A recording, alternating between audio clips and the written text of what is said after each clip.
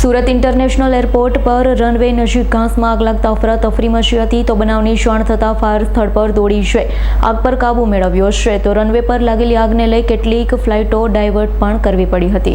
Surat international airport ખાતે આજે 29 મે બપોર બાદ અચાનક રનવે નજીક આવેલા ઘાસમાં આગ ફાટી નીકળતા અફરાતફરીનો માહોલ સર્જાયો હતો। ઘટનાની જાણ થતાં જ ગાડીઓ દ્વારા પાણીનો મારો ચલાવી આગ પર કાબુ મેળવવાનો પ્રયાસ શરૂ કરવામાં આવ્યો।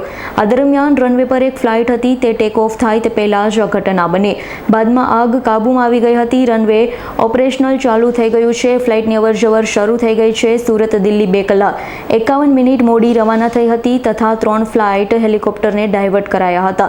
એર ઇન્ડિયા એક્સપ્રેસની સુરત દિલ્હી ફ્લાઇટ એરપોર્ટના રનવે પર હતી અને આગની ઘટના બનતા ટેક ઓફ કરી શકી ન હતી। ત્યારબાદ એક હેલિકોપ્ટર લેન્ડિંગ માટે આવ્યું, જો કે તેને હજીરા હેલિપેડ ખાતે ડાયવર્ટ કરવામાં આવ્યું। સાથે જ વેન્યુરાની ફ્લાઇટ પણ અમદાવાદ ડાયવર્ટ કરવામાં આવી છે। રનવે નજીક આગ લાગી હોવાથી ફ્લાઇટ ટેક ઓફ કે લેન્ડ થઈ શકે નહીં, જેના પગલે ત્યારબાદ આવતી 3 ફ્લાઇટને પણ અસર પહોંચી હતી।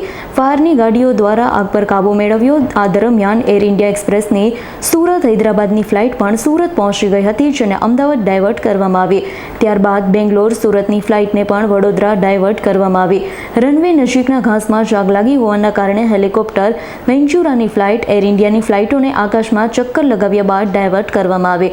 તો આ અંગે એરપોર્ટના ડિરેક્ટર આનંદ શર્માએ જણાવ્યું હતું કે 1:30 વાગ્યા આસપાસ ઓપરેશનલ એરિયામાં ઘાસવાળા વિસ્તારમાં આગ લાગી હતી। આગ બર્ડ હીટથી બચવા માટે વપરાતી ગેસમાં ગનમાંથી નીકળેલા સ્પાર્કના કારણે લાગી હતી। રનવે સુધી આગ ન ફેલાય તે માટે તત્કાલ પગલાં લઈ રનવે 2:45 વાગ્યા સુધી બંધ રાખવો પડ્યો હતો।